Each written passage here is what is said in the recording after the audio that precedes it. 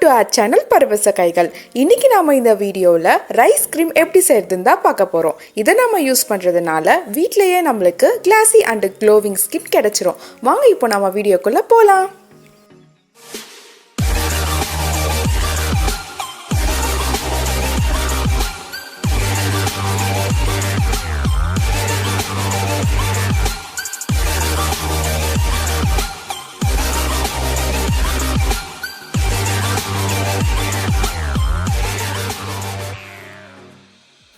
இன்றைக்கி நாம் rice cream செய்ய போகிறதுக்கு நான் 1 கப் அரிசியை எடுத்திருக்கேன். இது 2 வீக்ஸ்க்கு நான் டெய்லி யூஸ் பண்ணலாம். உங்களுக்கு தேவையான அளவு நீங்கள் அரிசியை எடுத்துக்கோங்க.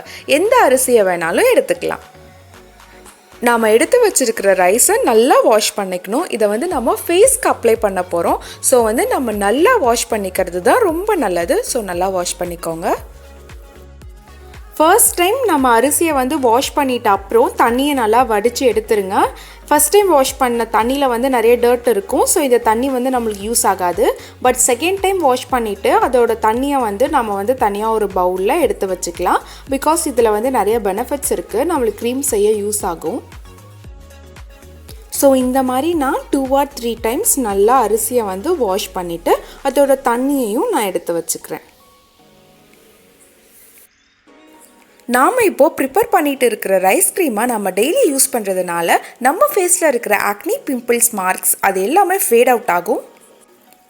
அது மட்டும் இல்லாமல் நம்ம ஸ்கின்ல இருக்கிற dark patches and dark spots இது எல்லாத்தையும் ரிமூவ் பண்ணிடும். நம்ம அரிசியை 3 or 4 டைம்ஸ் நல்லா வாஷ் பண்ணிக்கிட்ட அப்புறம் இதை ஒரு 1/2 hour நம்ம நல்லா ஊற வச்சுக்கலாம். ஸோ அரிசி ஊறட்டும்.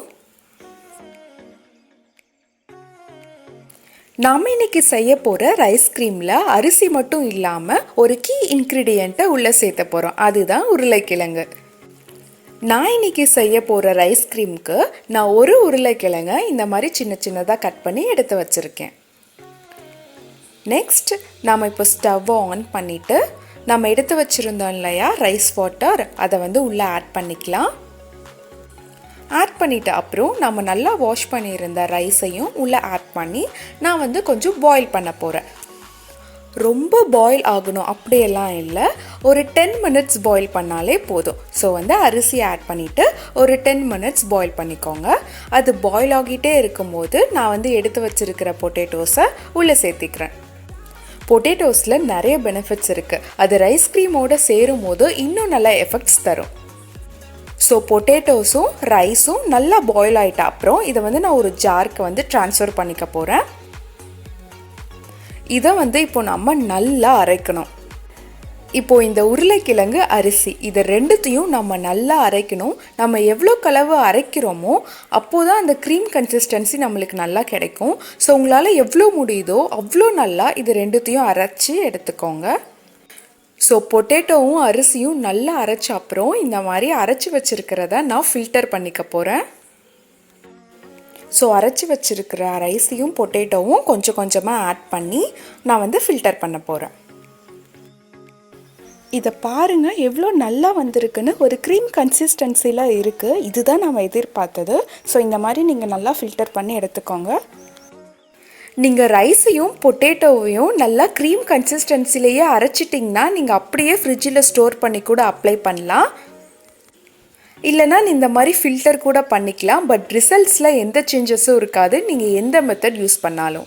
ஸோ நான் அரைச்சி வச்சுருந்த எல்லாத்தையும் ஃபில்டர் பண்ணி இது ரெடி பண்ணிட்டேன். இதில் நம்ம எக்ஸ்ட்ரா சில திங்ஸ் ஆட் பண்ண போகிறோம். அதில் ஒன்று ஈவியான் கேப்சியூல். இதை விட்டமின் இ கேப்சியூல்னு சொல்லுவாங்க. ஈஸியாக மெடிக்கலில் கிடைக்கக்கூடியது தான். Next 1 tablespoon almond oil. Next 2 tablespoon coconut oil. உங்ககிட்ட இருக்கிற ஆயிலை நீங்கள் ஆட் பண்ணிக்கோங்க. இது எல்லாமே ஒரு ஆப்ஷனல் தான். உங்ககிட்ட இல்லைன்னா இதை ஸ்கிப் பண்ணிக்கோங்க. ஸோ நம்ம ஆட் பண்ண வேண்டிய எசென்ஷியல் ஆயில்ஸ் ஆட் பண்ணிட்ட அப்புறம் நல்லா மிக்ஸ் பண்ணிக்கோங்க. அவ்வளோதான், நம்மளோட ரைஸ் க்ரீம் ரெடி ஆயாச்சு. ஸோ இதை நம்ம ஒரு கண்டெய்னரில் ஸ்டோர் பண்ணி ஃப்ரிட்ஜில் வச்சுக்கலாம். இந்த ரைஸ் க்ரீமில் கீ இன்க்ரீடியண்ட்டாக பொட்டேட்டோவும் ரைஸும் இருக்குது. இது நம்ம ஃபேஸ்க்கு நிறைய பெனிஃபிட்ஸை தரும். இம்பார்ட்டண்ட்டாக பார்த்தீங்கன்னா suntan, dark spots and pimple marks இது எல்லாத்தையும் இது ஃபேட் அவுட் பண்ணிடும்.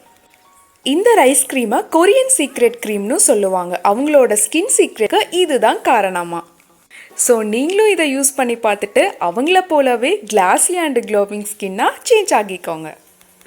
இந்த வீடியோ உங்களுக்கு பிடிச்சிருந்தா மறக்காமல் எங்கள் சேனலுக்கு சப்ஸ்கிரைப் பண்ணுங்கள். ரிசல்ட்டை கமெண்ட் பண்ணுங்கள். தேங்க்யூ ஃபார் வாட்சிங்.